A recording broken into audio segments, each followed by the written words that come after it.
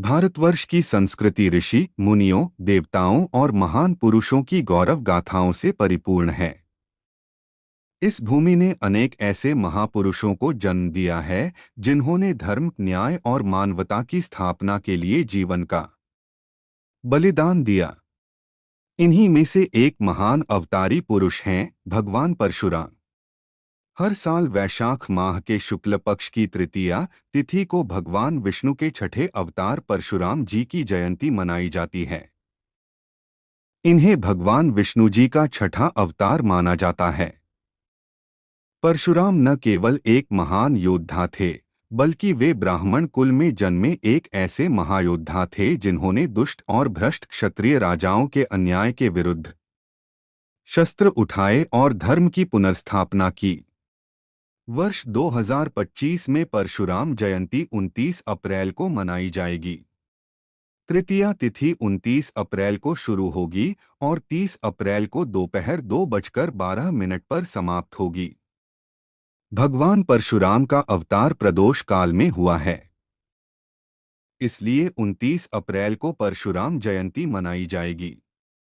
शुभ योग इस दिन त्रिपुष्कर योग और सर्वार्थ सिद्धि योग है। इन योगों में भगवान परशुराम की पूजा करने से लक्ष्मी माता की विशेष कृपा प्राप्त होती है। परशुराम जयंती भगवान परशुराम के जन्म और न्याय के प्रति उनके योगदान के सम्मान में मनाई जाती है। भगवान परशुराम का जन्म और वंश। भगवान परशुराम का जन्म ऋषि जमदग्नि और माता रेणुका के घर हुआ था। इनका मूल नाम राम था, जो कि बाद में उनके हाथ में परशु कुल्हाड़ी धारण करने के कारण परशुराम कहलाए। वंश परिचय परशुराम भृगु ऋषि के वंशज थे। इस कारण उन्हें भृगुवंशी ब्राह्मण भी कहा जाता है। उनके पिता जमदग्नि अत्यंत तपस्वी और तेजस्वी ऋषि थे।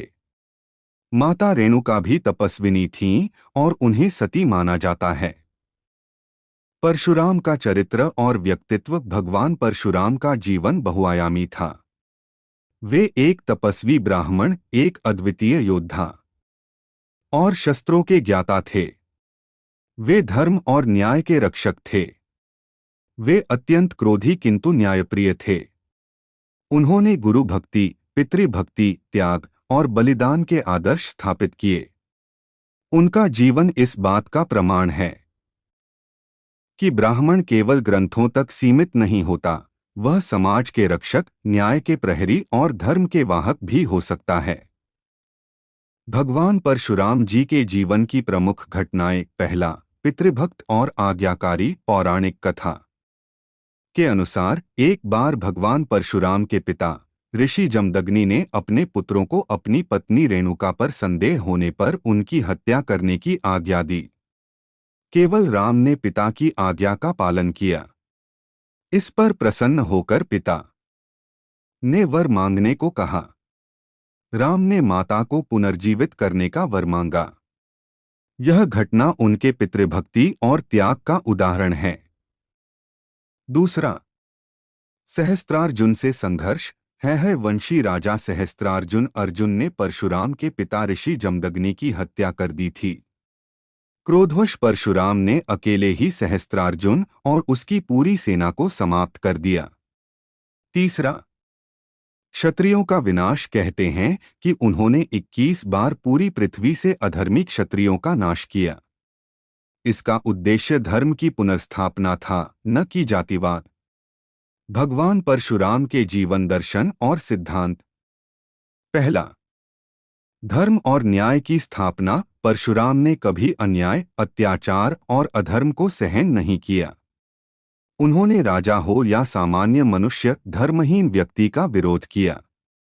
दूसरा, अहंकार का विनाश। उन्होंने क्षत्रियों के अहंकार को तोड़ा, लेकिन उन्होंने धर्मात्मा क्षत्रियों का सम्मान भी किया। तीसरा, ज्ञान और शस्त्र का संतुलन। वे ब्राह्मण होते हुए भी शस्त्र विद्या में पारंगत थे। उनका जीवन इस बात का साक्षी है कि शस्त्र और शास्त्र दोनों में संतुलन आवश्यक है। शस्त्र विद्या और गुरुकुल परंपरा में योगदान। भगवान परशुराम को महान गुरु माना जाता है। उन्होंने भीष्म पितामह, गुरु द्रोणाचार्य आदि कई श्रेष्ठ योद्धाओं को डोट शस्त्र विद्या की दीक्षा दी। वे शस्त्र और युद्ध विद्या के आदिगुरु थे। उनके गुरुकुलों से निकले शिष्यों ने धर्म और संस्कृति की रक्षा में महत्वपूर्ण भूमिका निभाई। भगवान परशुराम की विशेषताएं। परशुराम जयंती केवल एक जन्मतिथि नहीं, बल्कि धर्म, शक्ति और न्याय की स्मृति है। इस दिन विशेष पूजन, यज्ञ और हवन का आयोजन होता है। ब्राह्मण समाज के लोग उन्हें कुलदेवता मानकर विशेष पूजा करते हैं।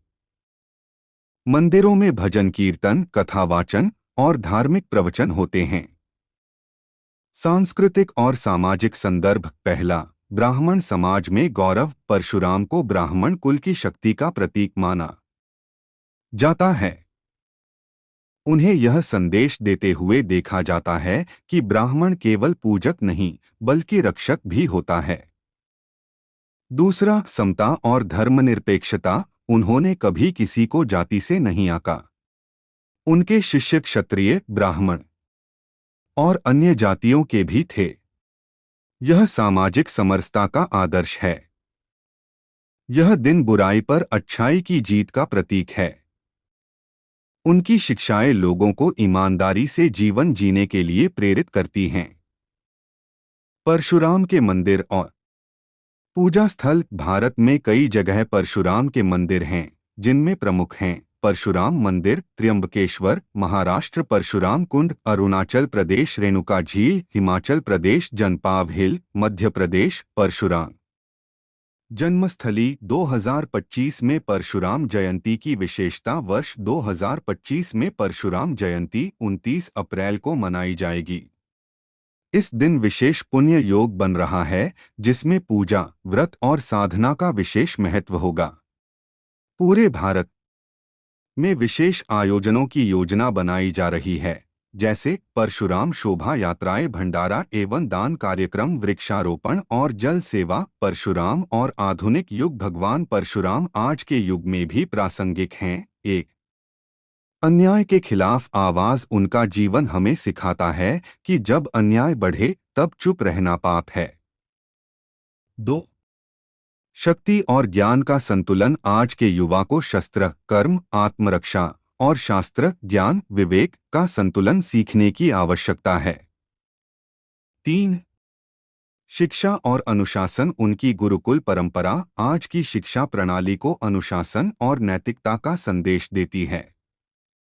उपसंहार। परशुराम जयंती केवल एक त्योहार नहीं, बल्कि न्याय, शौर्य और धर्म की पुनर्स्थापना का स्मरण दिवस है। भगवान परशुराम आज भी प्रेरणा हैं उन लोगों के लिए जो सत्य के लिए लड़ना चाहते हैं। वर्ष 2025 की परशुराम जयंती हम सभी को यह संकल्प लेने का अवसर देती है कि हम अन्याय के खिलाफ आवाज उठाएंगे, समाज में ज्ञान और नैतिकता की स्थापना करेंगे, युवा शक्ति को धर्म, न्याय और संयम का पाठ पढ़ाएंगे। आप सभी को परशुराम जयंती की हार्दिक शुभकामनाएं। कृपया लाइक, सब्सक्राइब, शेयर और कमेंट करें। धन्यवाद।